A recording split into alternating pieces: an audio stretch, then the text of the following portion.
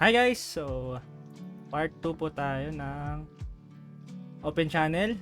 This is our lesson 4 for finals. So, pag-uusapan natin ngayon ang alternate stages of flow, no? So, our learning outcome for this lesson, first to define and differentiate the various stages of flow in open channels, including subcritical, critical, and supercritical flow regimes.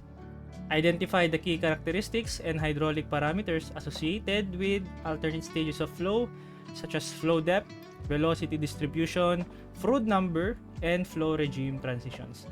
And then solve engineering problems involving alternate stages of flow in open channels.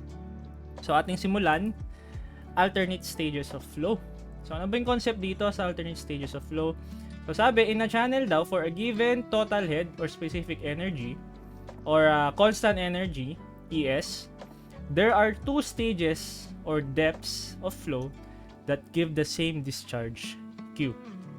So sa madaling salita, sa isang open channel guys, meron daw dalawang stage or dalawang depth na kung saan equal yung ibibigay niyang flow.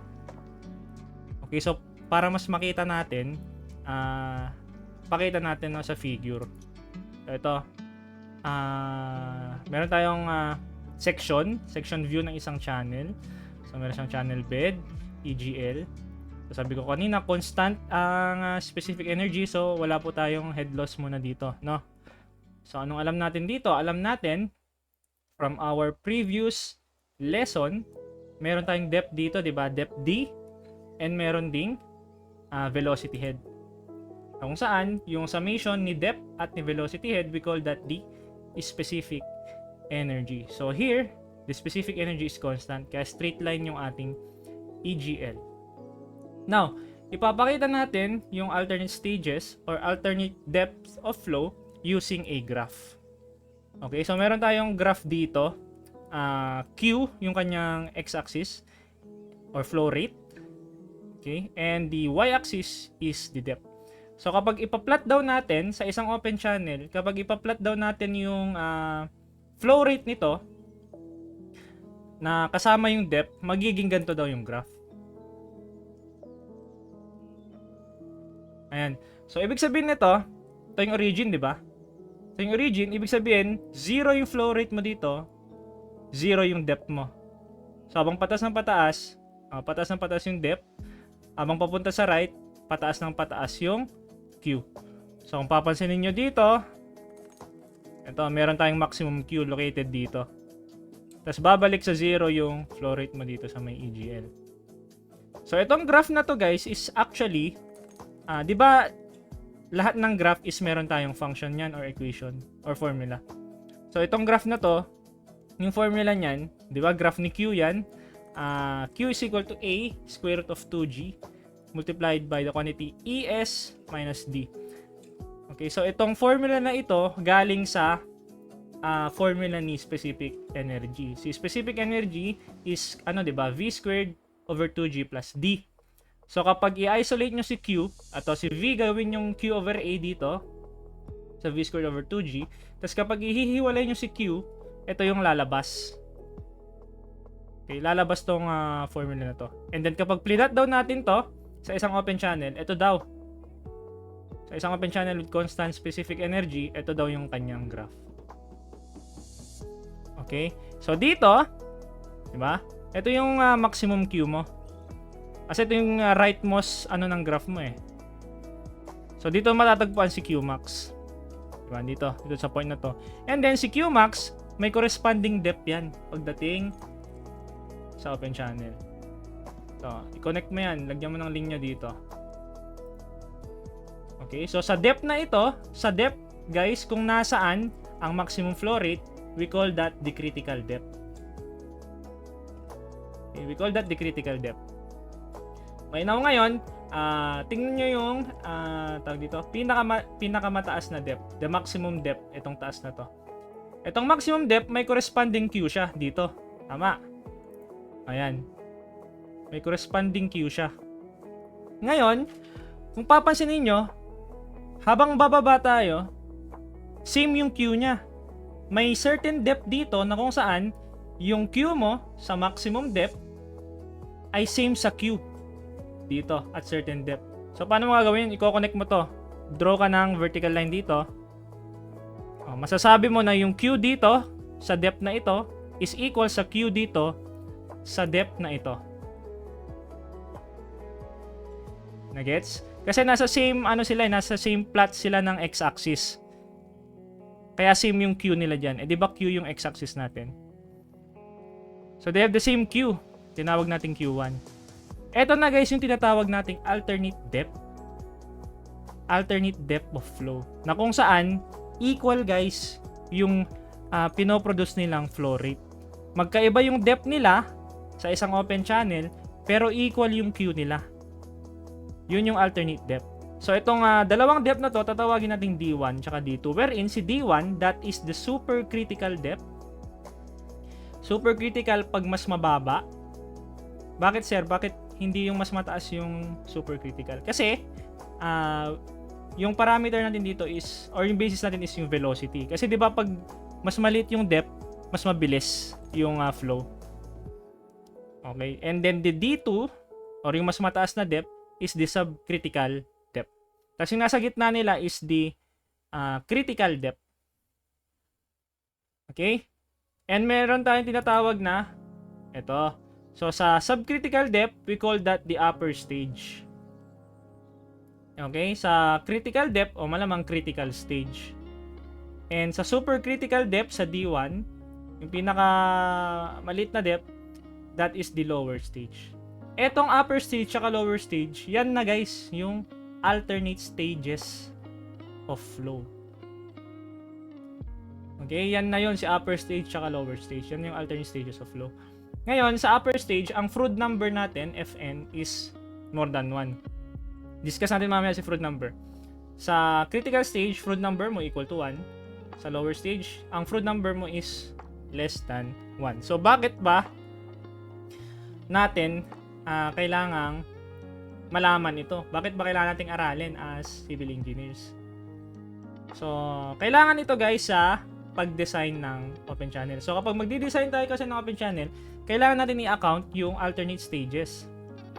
Okay, for example, dinesign mo yung open channel mo considering the upper stage only.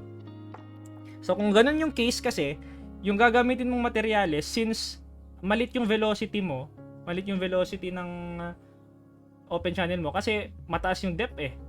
So parang hindi mo tataasan masyado yung kumbaga resistance ng ng material mo.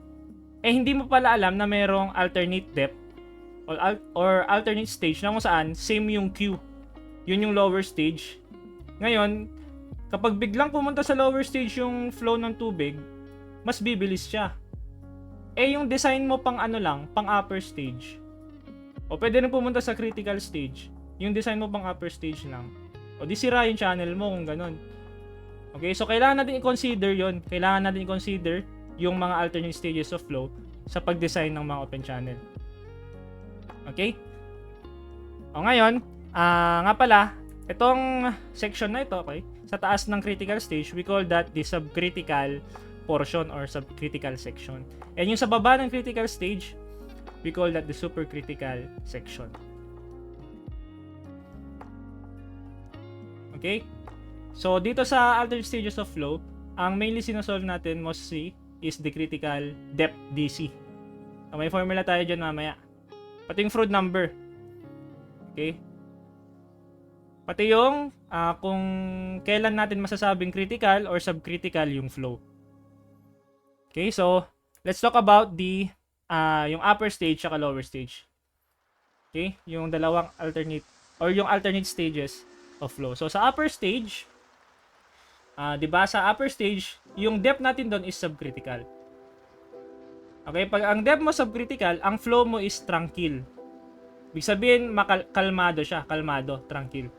Tapos yung Froude number mo is less than 1. So dito sa picture ito, so ito parang to sa laboratory, So nagfo-flow yung tubig from pag ganon, left to right. Tapos kung papansin niyo, yung depth niya dito is mas mataas kaysa sa depth dun sa kabila. So parang naglagay kasi ng weir dito sa gitna. Okay? Gitna ng parang open channel dito. So yung depth mo before the wear is subcritical. So kaya kalmado yung flow mo. So kapag mas mataas yung depth, 'di ba? Mas kalmado yung flow. Tapos pagdating ng nung dumaan na siya sa weir, bumaba yung depth ng tubig.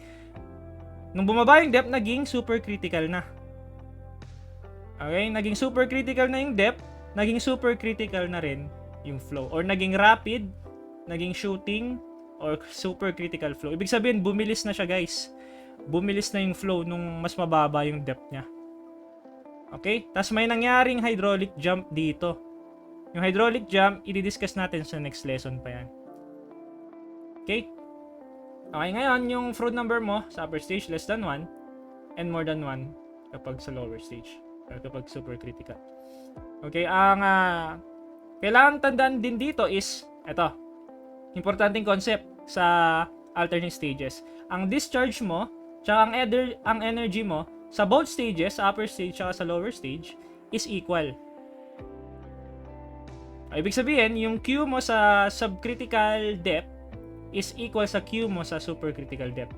Tapos yung energy mo sa subcritical depth is equal sa energy mo sa supercritical depth. Okay? Ngayon, ito para mas magets nyo yung subcritical tsaka supercritical. So ito, nagfo-flow yung tubig dito, no? From right to left ata dito sa taas, from left to right dito sa baba. So kung papansin niyo, kapag naglagay kayo ng object dyan or naghulog kayo, yung magiging ripple effect niya ng subcritical depth or subcritical flow is parang kalmado siya. Kumbaga, ito siya, kung titingnan nyo sa top view. Okay, yung flow dito sa figure na to is from left to right. So pag ganun yung tubig, pag ganun. Okay, kung papansin niyo yung ripple niya, yung ripple RIPPLE. So parang siya, ganyan, kalmado. 'Di ba pag still water, pag hindi gumagalaw yung tubig, kapag naglagay ka ng something like stick or shaft diyan, ganyan lang yung ripple effect niya. Kapag subcritical, ayan, medyo nag-side na, hindi na center yung yung bilog, yung ripple. And then pag critical flow, ayan, ganito siya. Pag subcritical, ayun, nawala na sa wala na yung ripple mo sa may object mo. Parang dito. Okay? So dito, tingnan niyo, pansin niyo to. Ito, parang similar siya dito, oh. Left to right pa rin ata yung flow dito. Sa taas, di right to left. Diba? Ganito yung ripple niya. Okay. So sa supercritical, ayun, nasa gilid mismo nung object mo yung ripple niya. Okay? Now let's talk about the Froude number. So si Froude number, syempre inimbento ni ayan, pinapangalan naman nila sa sarili nila, William Froude, no? The Froude number is the ratio of the inertia force to gravity force, or it is a dimensionless number that describes different flow regimes of open channel flow. So si Froude number, guys, ay nagdi-dictate kung ang flow ba ay subcritical, supercritical, or critical. No? Si Reynolds numbers, kung yun, 'di ba, sinasabi niya kung laminar or turbulent. Ngayon, pagdating kay Froude number naman, sinasabi niya kung subcritical, critical, or critical. So meron tayong formula ni Froude number kagaya kay Reynolds number.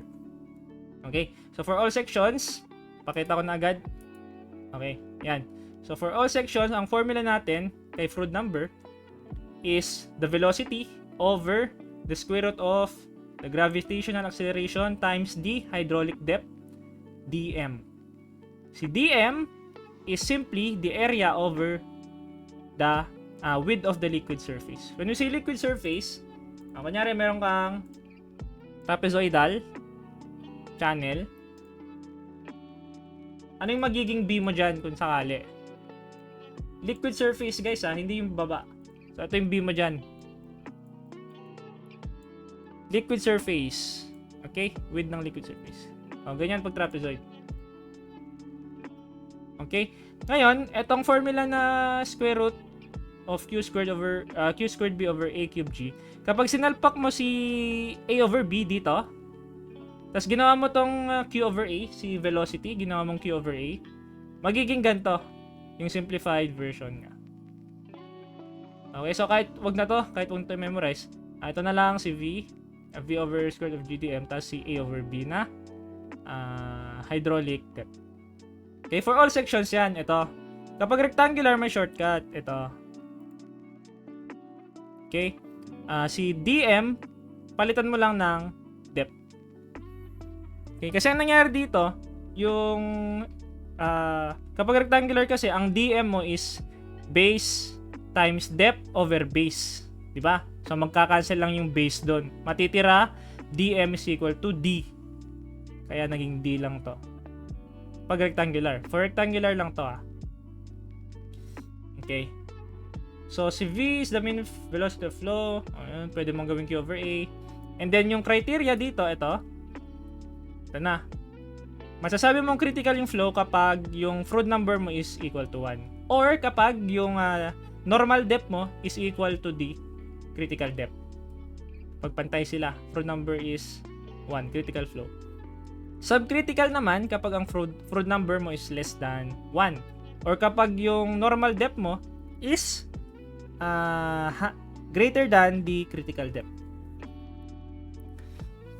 Okay? And then supercritical flow kapag Froude number more than 1 and the depth, normal depth is less than the critical depth. Okay, so pwede nyo tignan dun sa pwede kayo mag-base din dito. Pero ito yung critical depth mo.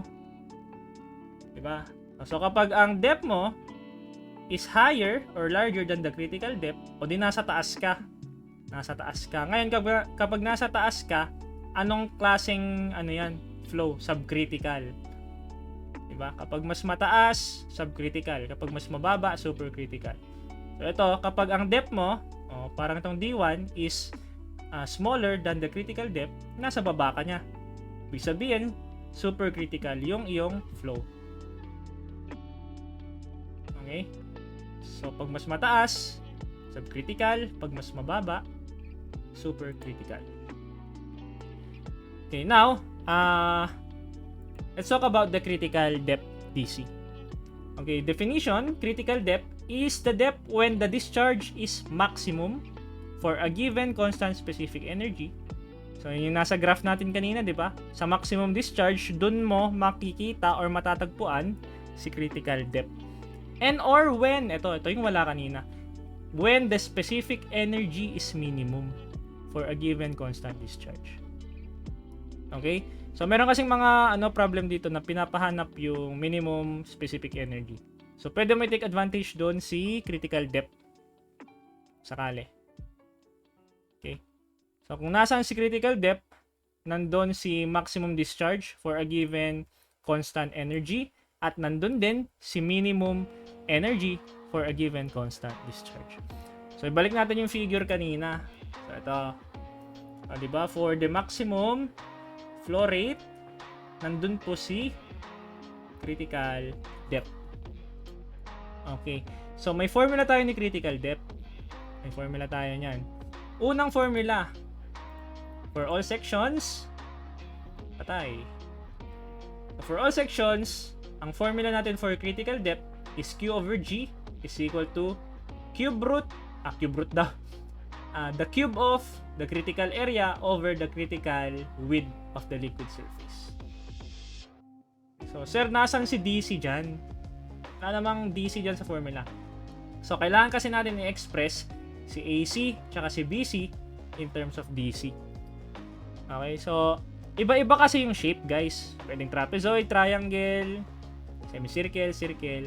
So, magva-vary yung formula ni AC tsaka BC mo based sa shape. Okay?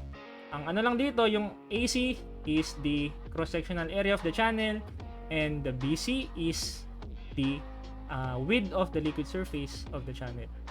Okay? Liquid surface. Hindi width nung bottom, width ng liquid surface dapat. Okay? And for rectangular, pag rectangular section mo, may shortcut. Imbes na ito gamitin mo, ito na lang. The critical depth is the cube root of Q squared, small q, over G. Ano tong small q? Parang big Q lang yan pero na-nerf na big Q yan. So discharge per meter width of the channel. So paano yon? Ito si Q guys, si small q. So let's say rectangular to So for rectangular, 'di ba, yung kapag kukunin natin yung big Q dito, anong formula natin? Area times velocity, 'di ba? Na kung saan ang area mo ay base times the depth. 'Di ba? Base times the depth. So area mo 'yon times v velocity, makukuha mo si Q. Pag small q, yung gusto mong kunin, eto lang po siya. Pag small q guys, gawin mo lang 1 meter yung base mo. Gawin mong 1 meter yung base. Tapos kunin mo na yung area nun, times mo sa velocity. Okay? So, small q is equal to area nitong green times the velocity ng channel. So, ano bang area nitong green? 1 times d. 1 times d, tapos multiply mo sa velocity, makukuha mo si small q. Kaya yung formula dito is dv. Hindi differential of v yan depth times the velocity. May 1 pa dito pero kahit di mo na ilagay. 1 times d times v. Okay, area niya yung 1 times d velocity. So kaya flow rate is equal to a times v. Or pwede rin naman the small q is equal to big Q over the base. Okay? Kasi essentially magka-cancel lang din. Yung small q mo dito, ay yung big Q mo dito, anong formula nito? BDV, di ba? Base times depth times velocity. O kung i-divide mo yun sa base, edi magka-cancel lang din yung B. Parang ganito. Di ba yung Q mo is base times depth times V. Di-divide mo lang din sa B. O di nagka-cancel. Nag-cancel lang din. Kaya same lang sa dV. Okay? So, pwede nyo gamitin din to, Q over B, to solve for the small q.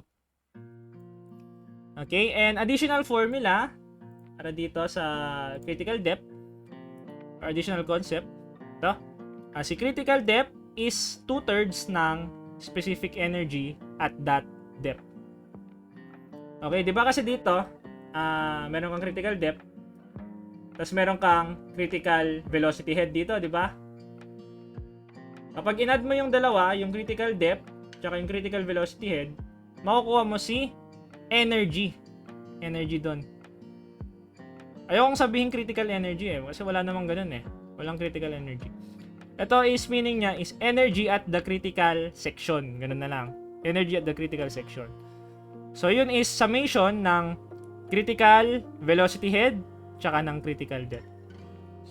So, parang dito. Ito yung critical depth mo. Right? Tapos ito yung critical velocity. So, kapag pinag-add mo yan, di ba? Doon sa naunang na-discuss natin, specific energy yan kapag pinag-add mo yung velocity head tsaka depth. So, kapag critical depth kasi, tsaka critical velocity head, yun na yung critical energy daw. Yun na yung energy sa critical section. Okay? So, this formula is useful kapag gusto mo i-solve si critical velocity. Kasi itong EC, pwede mong i-manipulate. Ito, from dito, pwede mong sabihin, di ba, na kung ililipat mo itong 2/3 sa kabila, EC is equal to 3/2 of DC. Di ba? EC is equal to 3/2 of DC. So, ibig sabihin, kapag nakuha mo si DC, guys, si critical depth, you can actually solve for the critical velocity. Kahit yun lang yung nakuha mo. Kahit nakuha mo si critical depth, hindi mo na kailangan kunin si EC to solve for the critical velocity. Salpak mo na lang dito, 3/2 DC. Palitan mo to ng 3/2 DC. Okay? Take note na itong mga formula dito is for rectangular only. Ito.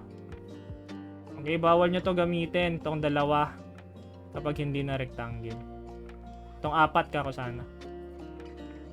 Okay, bawal nyo gamitin itong 4 pag hindi na po rectangle. Okay, so yun yung lecture doon. Proceed tayo sa example. Okay. So, a rectangular channel of width 3 meters has a slope of 0.003 and Manning roughness coefficient 0.012 and carries a discharge of 10 cubic meters per second. Determine the normal depth of flow, flow velocity, boundary shear stress, Froude number, and the critical depth. Okay. So, ito. Dinawin ko na agad para diretso na tayo.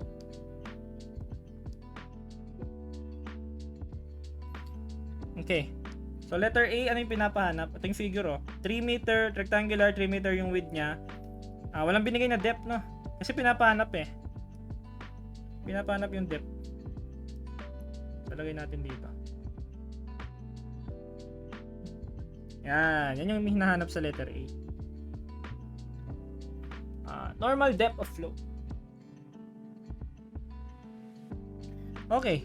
So, paano natin isosolve si normal depth? May given na ano guys, na discharge, may given na N, may given na S.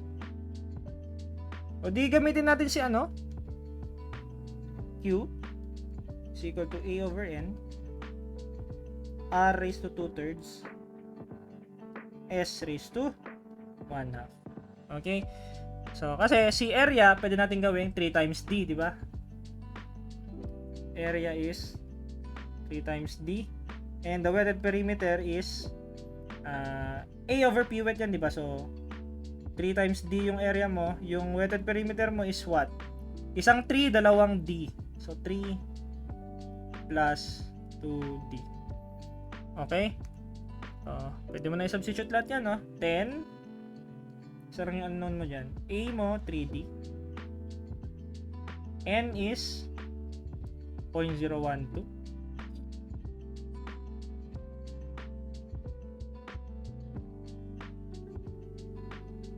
So, shift solve nyo yan.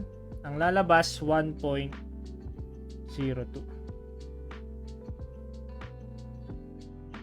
Letter B, anong tinatanong? Flow velocity. Paano kunin? Di U over A lang. Right? So, V is, anong Q natin? 10. So, tapos yung A natin, ito, 3D.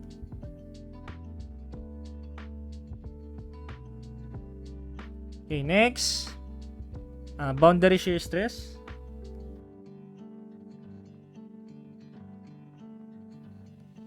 Gamma R S. So, anong gamma natin? Walang sinabi kung anong tubig yan. So, matik assume nyo water. 9810 para Pascal yung final unit. R 3D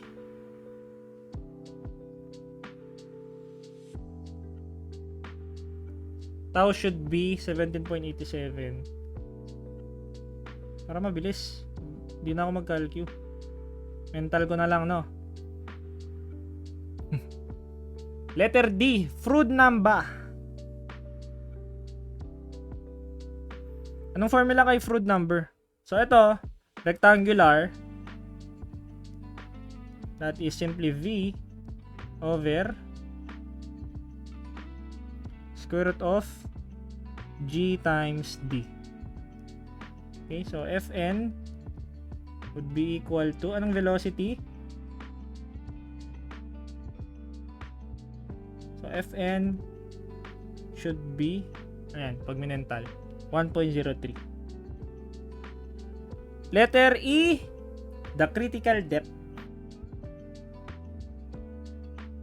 So, formula for DC, rectangle to rectangular channel. So, pwede yung cube root of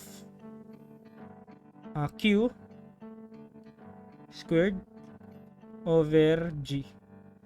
So, ano muna si Q? Q is what? dV, di ba? So, diretsuhin na lang natin dun, no? Sa DC.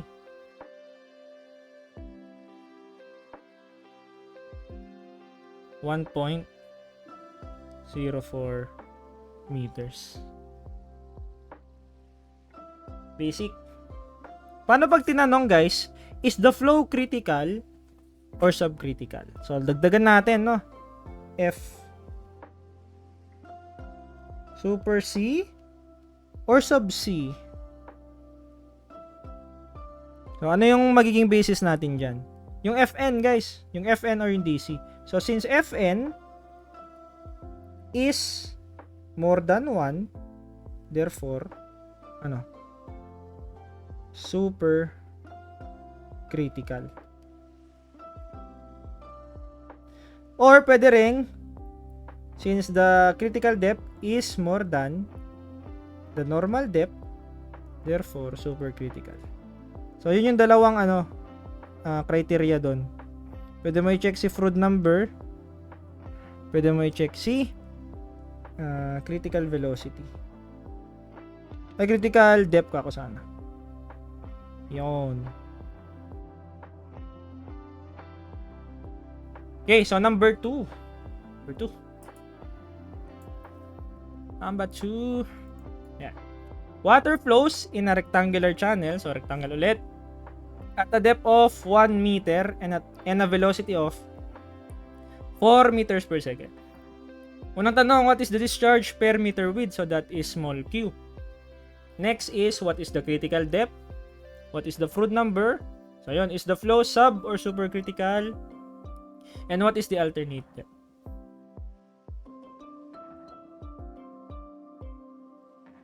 Okay, so ito na yung figure. Letter A. Okay, ito yung Q, guys, small q. Okay? So, ano yung formula dyan? The depth times the velocity. Q is simply 4 cubic meters per second.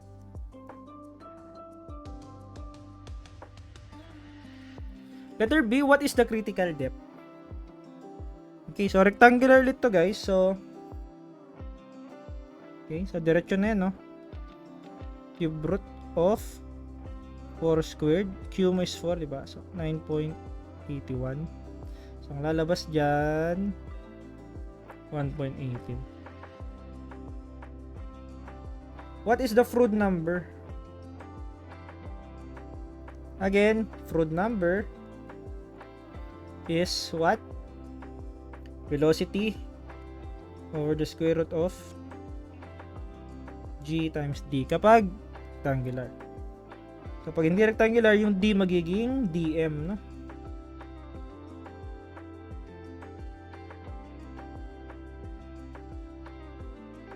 Okay. Letter D, tinatanong kung sub daw ba or super? Sub C or super C? Okay, anong basis natin? Pwedeng Fn, pwede yung critical depth. So, ano ba yung Fn natin? 1.28. So, more than 1. Again, pag more than 1, super critical. Okay? Pwede rin naman yung, ayun, yung DC is more than D, super critical. What is the alternate depth? Ano yun, sir? Yung diniscuss natin kanina, guys, alternate depth. Diba meron tayong dalawang depth na kung saan nagbibigay sila ng same Q. Okay? So, yung unang depth na binigay sa atin is ito, 1 meter. Okay? Kapag i-rephrase mo yung tanong, ano daw yung depth na makapagbibigay ng same Q dito sa 1 meter depth? Yun yung tanong. So, anong alam natin? Kapag tinanong sa alternate depth, dapat equal yung Q ng given depth doon sa pinapahanap na alternate depth. So, alam natin na dapat yung Q sa given depth is equal dito sa Q sa alternate depth. Tawagin natin D2. D2 tong alternate depth. Okay? Ano pang alam natin? Yung energy sa unang depth equal din sa energy dito sa alternate depth. Okay? So, sige, tignan natin kung anong mangyayari. So, anong bang Q sa 1? Ang Q mo sa 1, di ba Q is AV. Okay, so ang Q mo sa 1 is area sa 1, velocity sa 1 is equal to area sa 2, velocity mo sa 2. Okay, yung area sa 1 or yung area dito sa unang depth, ito yun. 1 by B na lang, B. Hindi natin alam yung base nito eh. Tapos yung velocity dito sa unang depth, yun yung binigay na 4. Okay? Now, yung velocity sa alternate depth, hindi natin alam. Wala tayong info eh. Okay, so itong A1, pwede natin palitan ng 1 by B. Tapos si V1 is 4. Tapos yung A2, ang alam natin sa A2, alam natin na ito pa rin yung channel mo eh, di ba? Ito pa rin yung channel mo. Magbabago lang yung depth. New depth yung pinapahanap. So ito is B pa rin, hindi magbabago tong width niya, no? So ano yung area niya ng alternate kumbaga alternate depth? Ito. Yung area pa rin nito, pero imbes na 1m yung height mo, yung alternate depth na yung height mo. Okay? So magiging D2 by B times V2. Okay, so cancel si B. Okay, so dito may mabubuo tayong ito, pwede natin sabihin na kapag di-divide mo both sides by D2, right? Isolate natin si V2. So mangyayari, you have V2 is equal to 4 over D2. So ganyan muna. O, tawagin nating equation 1. Ano ba yung ibang alam natin? Ito, alam natin na yung energy sa unang depth is equal to sa energy sa alternate depth. So, ano ba yung energy? Yun yung specific energy, guys. Summation ni velocity head tsaka ni depth, di ba? So, yung E1, move natin dito. V1 squared over 2G plus D1 is equal to V2 squared over 2G plus D2. Okay? Ngayon yung V1, yan yung 4, D1, yan yung 1 na given. V2, di natin alam, D2 yung pinapahanap. Pero si V2, o di ba may nakuha tayo? V2 is 4 over D2. So kapag sinubstitute natin yan, D2 na lang yung unknown dyan, guys.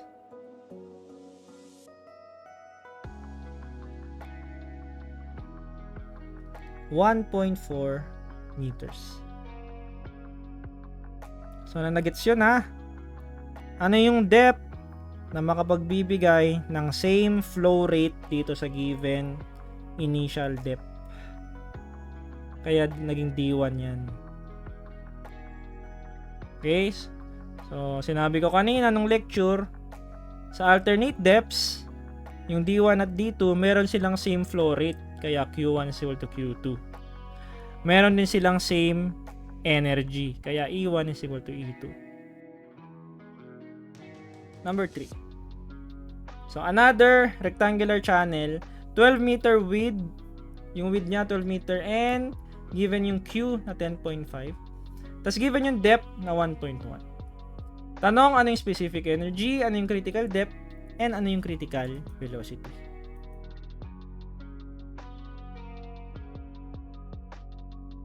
So letter A, anong pinapahanap?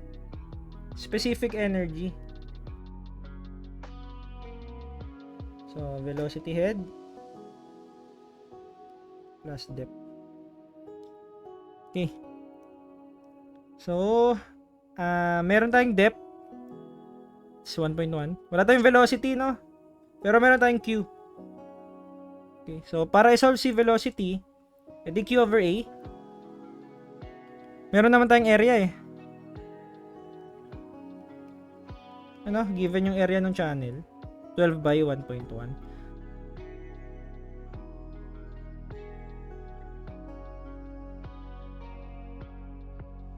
Okay. Now, solving for the specific energy, you have the specific energy as 1.13 meters.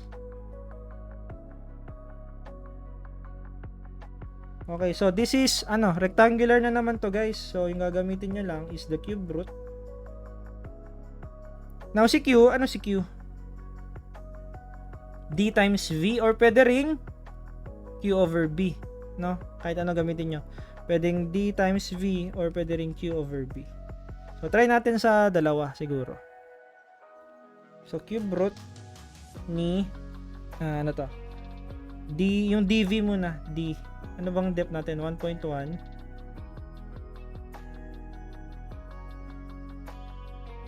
Okay, so DC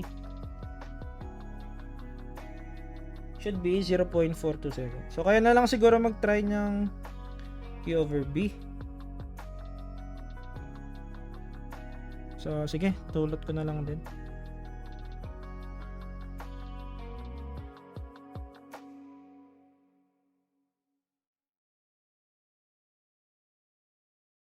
And yung last tanong dyan, what is the critical velocity? Okay, so critical velocity, gamitin natin yung formula na, okay, ngayon wala tayong ano, EC, pero alam natin na ang DC is 2/3 ni EC. So pwede mo sabihin na EC is 3/2 ni DC. So mangyayari dyan, ito magiging 3/2 EC is VC squared over 3/2 DC pala plus DC. Okay, so 3/2, ano yung DC? Makakuha natin 0.427 is equal to, okay, so shift solve nyo yan, ang makukuha nyo is 2.05 meters per second. May alternate solution dito, guys, no? Nang saan si VC, si critical velocity is equal to the flow rate over the critical area. Nang saan si critical area is equal to the base times the critical depth. So VC is 10.5 yung Q mo, yung base mo is 12, yung DC is 0.427. So VC should be 2.05.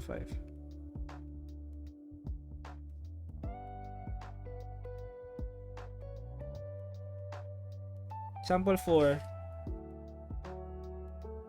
A riveted steel equilateral triangular duct with base horizontal, 1 meter side length, N is 0.015, flows partly full or partially full. If the critical depth is 60 centimeters, compute the critical flow rate, the critical velocity, and the critical slope. So ito yung figure, no? So ito yung figure natin, no? Equilateral triangular channel, 1M each side. Tapos given, guys, yung ano, critical depth na yung given. Critical depth 60 cm or sa meters 0.6. So ang unang pinapahanap sa atin, ibig sabihin, guys, kapag isosolve natin si ano, critical flow rate, dapat ma-incorporate natin si critical depth. Ano yung pwede? Ano yung pwedeng gawin? Pwede mong gawin, critical flow rate is critical area times critical velocity. Pwede yan. Okay, kaso wala tayong critical velocity. Paano natin kukunin si critical velocity? Wala. Hindi natin pwedeng gamitin yung ano, yung EC is equal to VC squared over 2G plus DC. Kasi ano yun, pang ano lang yun, pang rectangular lang yun guys, hindi pwede yun. So, itong formula na to, hindi natin magagamit. Ang gamitin natin, yan ang gamitin natin. Okay, ito yun oh. Since critical area naman to, tsaka critical width of liquid surface, o di, walang sa lamang, critical flow rate po yan. Okay, so, ang gawin natin, kunin natin to. So, from the figure, since critical depth na to, malamang, itong shaded na blue, this is the critical area. Critical area na to guys, kasi, critical depth na nga to eh. Okay, and itong, ano yung BC ulit? Ano yung definition natin ni BC? Guys, pag liquid surface, ito yun. Pag ito ginamit nyo yung BC, wala na, mali na. Hindi naman yan liquid surface eh. Width ng channel, width ng channel yan. Width of the liquid surface, ito. So, isulat natin dito. Okay. Una nating isolve si BC. Kasi guys, kailangan natin si BC to solve for AC. Bakit? Kasi trapezoid to eh. Trapezoid to. To solve for AC, trapezoid formula. Di ba pag trapezoid, kailangan natin yung top base. Yung top base naman natin si BC. So, solve mo natin si BC. Paano natin isosolve si BC dito? Maraming paraan, no? Pwede mong hatiin. Okay? Pwede mong hatiin yan. Tapos, solve mo to. Tapos, i-times 2 mo na lang. Similar triangle ka. Pero di ko nahatiin. Magsisimilar triangle ako, pero sa whole na. Ito. Itong triangle na to is similar sa triangle na to. Okay. Itong triangle na to, similar siya sa triangle na ito. Okay? So, pwede nating sabihin,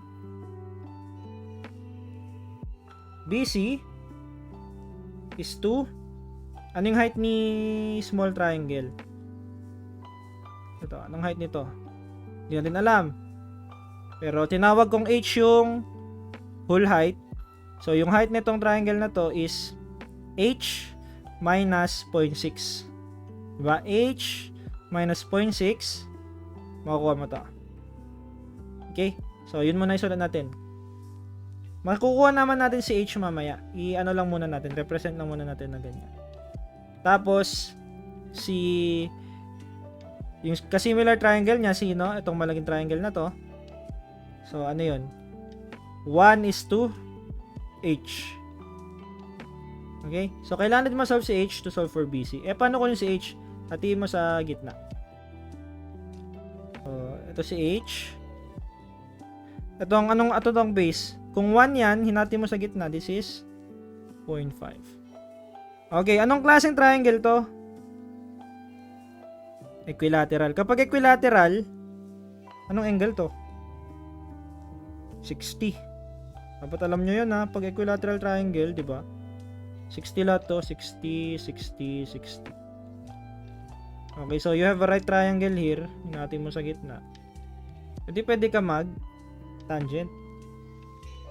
Tangent of 60 is equal to opposite H over adjacent 0.5. So you have H as square root of 3 over 2. So dito palitan na natin si H ng square root of 3 over 2. Okay, so BC, huwag nyo shift solve yan. Sayang oras nyo. Yung cross multiply nyo lang oh. Ito, cross multiply nyo doon. BC is 0.307 meters. Solving for AC, area lang naman ng trapezoid. Ito, yan. Ito yung trapezoid mo. So, area ng trapezoid, average ng dalawang base times the height. So, average ng dalawang base, that is what? BC plus 1 over 2 times the height DC. Okay, pero si BC ay ano? Si BC ay kakasolve pala natin 0.307 392 square meter. Okay? Now, solving now for the Q squared over G is equal to AC cube over BC. So, kapag i-manipulate yan, para din na kayo mag-shift solve, that is simply the square root. Okay, so Q is the square root of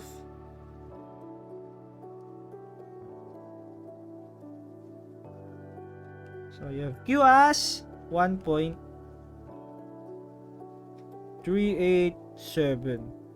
cubic meters per second. Letter B, critical velocity. So, sa critical velocity, pwede mo na lang gawin dito yung Q over the critical area. Hindi mo pwedeng gamitin yung VC squared over 2G plus DC. Kasi kwan yun. Pang rectangular. So, VC, that is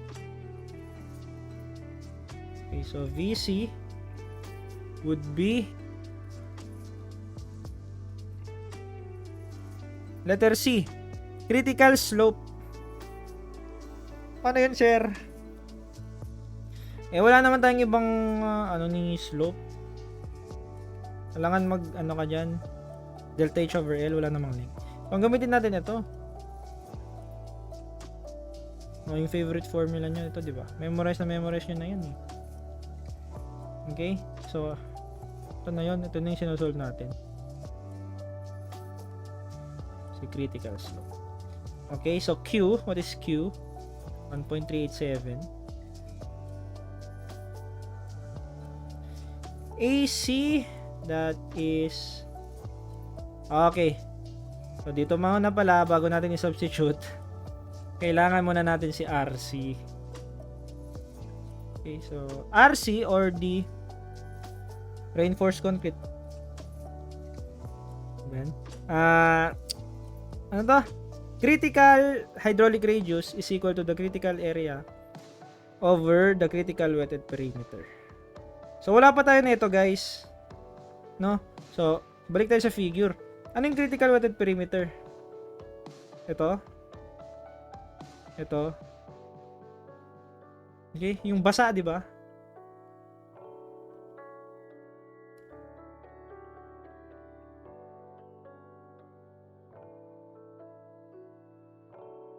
Okay. So, based dito sa figure, kinuha ko lang yung trapezoid sa original.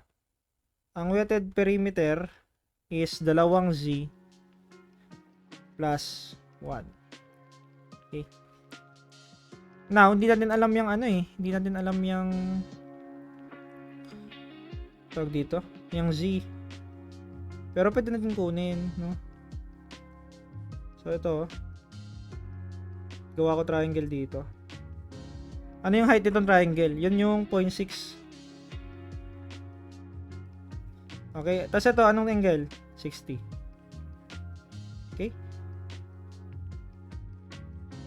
So, ano yan? Sine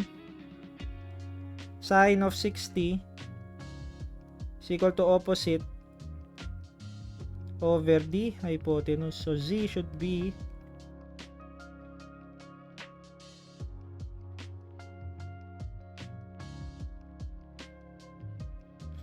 2.693 plus 1. That would be equal to, okay, so solving now, balik na tayo kay Q. So, ano si Q? 1.387 is equal to AC over N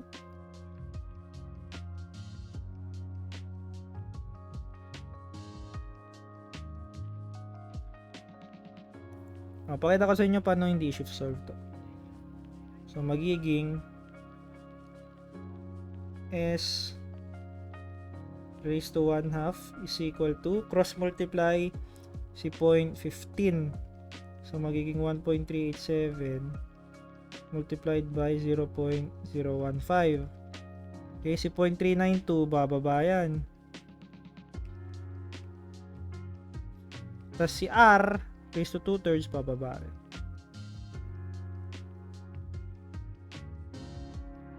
.386. Okay, pero may 1/2 ka pa kay kay S. So, pwede mong gawin,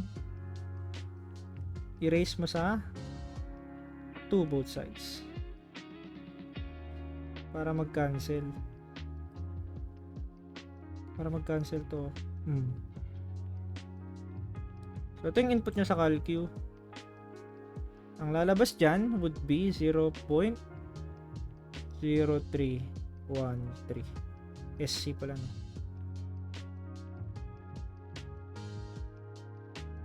Okay, number 5 tayo.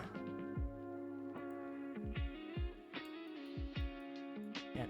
Find the critical depth in the trapezoidal channel shown conveying water at 19 cubic meter per second. N is 0.012, side slope 1v3 each. Okay, so ito. Ang pinapahanap, isa lang, critical depth. Sir, critical depth, ano tong binigay na? Ano tong binigay na Di ba yan ang critical depth? Hindi, pampagulo lang yan. Ito yung normal depth. Okay? So, paano kunin si critical depth? Pwede ba natin gamitin yung to? Hindi pwede. Kasi pang rectangle lang yan. So, not that one. Ang gamitin natin yung na kung saan si AC tsaka BC ay naka in terms of DC dapat. Naka in terms of DC dapat. Si AC tsaka BC naka in terms of DC. Okay, meron naman tayong Q, Meron tayong Q. Sir, ba't may N? Pampagulo lang ulit din yan. Okay, pag nare-write natin si AC tsaka BC in terms of DC, masosolve na natin si DC. Yun na lang yung unknown. Okay?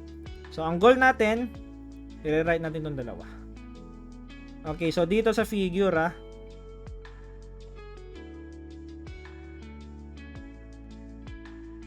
ito yung BC natin, di ba?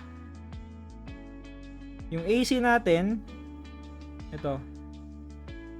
Pero, itong 1.6, papalitan ko na ng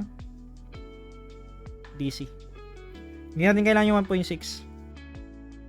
Ang gawin ko dito, hatiin ko dito. Tapos tawagin kong X to. So, ito, 5 pa rin to, di ba? 5 pa rin. Okay? So, si BC from the figure is 5 plus 2x. Si AC, di ba yun yung for area ng trapezoid? So, summation or average nung dalawang base, BC plus 5 over 2 multiplied by the height, DC. Okay. Dapat, mare-write natin si BC in terms of DC. So, si X, si X, dapat maging DC siya, guys. Okay, ano pwede natin gawin? So, ito. Kunin natin tong triangle.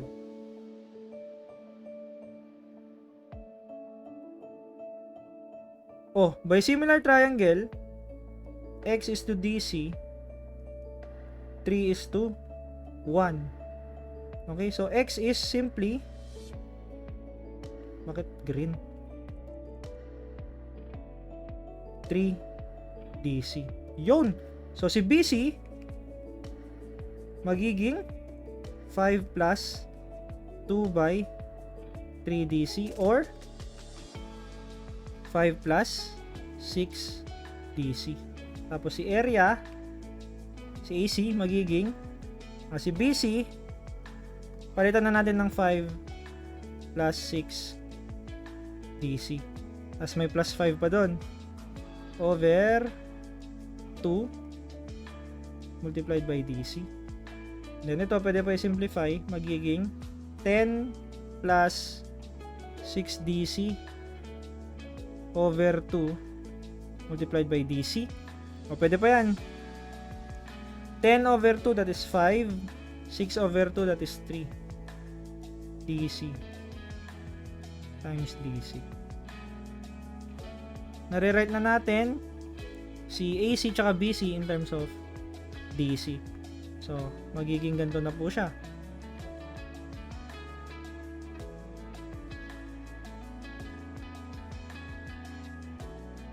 So, solving for DC, that should be 0.936 meters.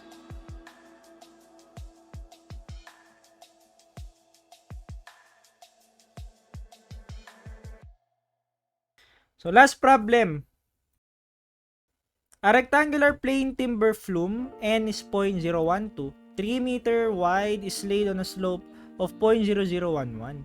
For a depth of flow of 0.9 meters, what is the Manning's-Chesney coefficient? What is the uniform flow? Or yan yung Q, uniform flow. What smallest amount of energy can give the same amount of flow? So, ito na yung mga given.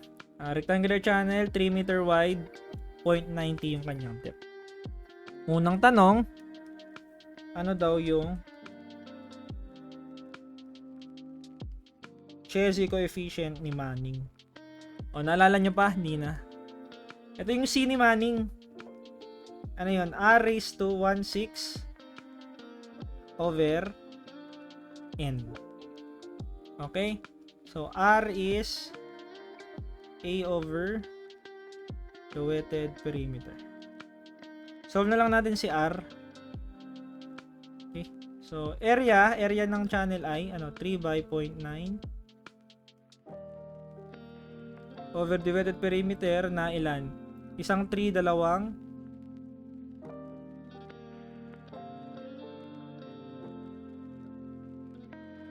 you have C as 75.71. Anong unit ni C? Meter raised to 1/2 per second. Letter B, anong pinapahanap? Uniform flow, that is Q, guys.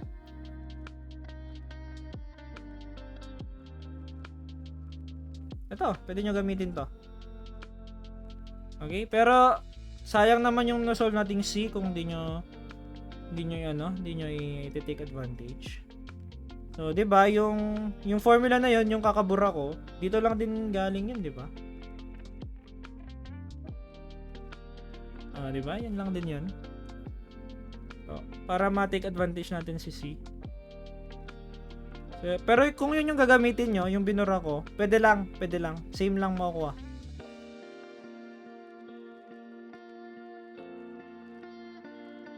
Q should be 5.08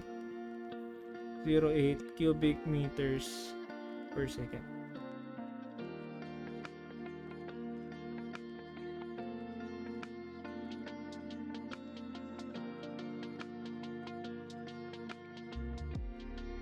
So, tawagin natin tong E minimum kasi smallest daw eh. Okay, ano yung concept natin sa pagdating sa critical depth? Yung sinabi natin kanina, nabanggit natin kanina sa lecture. Ibalik ko sa may critical depth. Ito. Critical depth is the depth when the specific energy is minimum for a given constant discharge. So meaning, eto guys, etong EC dito, that is actually the minimum specific energy sa iyong channel. Matatagpuan si minimum specific energy sa may critical depth. Okay, so ito yung formula na gagamitin natin to solve for the smallest amount of energy that can give the same amount of flow. Okay, sana nagets yun na. So, i-minimum yan lang din yung energy sa critical section. Paano natin gagawin to? Solve muna natin si DC. Si DC. Wala pa tayong DC. Hindi critical depth to. This is normal depth. Paano i-solve si DC again? This is rectangular. So, cube root. Na kung saan si Q, pwede maging velocity times the depth or flow rate divided by the width. Di ba? So, wala tayong velocity, di ba? Wala. Pero ito na lang gamitin natin. Ito na lang. Kasi may flow rate tayo. Ito na yung nakuha natin yung ito. May flow rate tayo. Meron din tayong base na 3. So, si DC magiging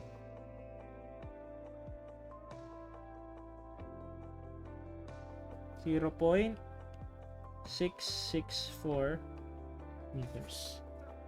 Okay, nakuha si DC. We still have to solve for the critical velocity. Now, para i-solve si critical velocity, again, yung formula natin is Q over the critical area. Now, kung saan si critical area, that is simply the base times the critical depth. So, si VC would be... Okay, so solving now for the E minimum, that would be 2.55 squared over 2 by 9.81 plus 0.664.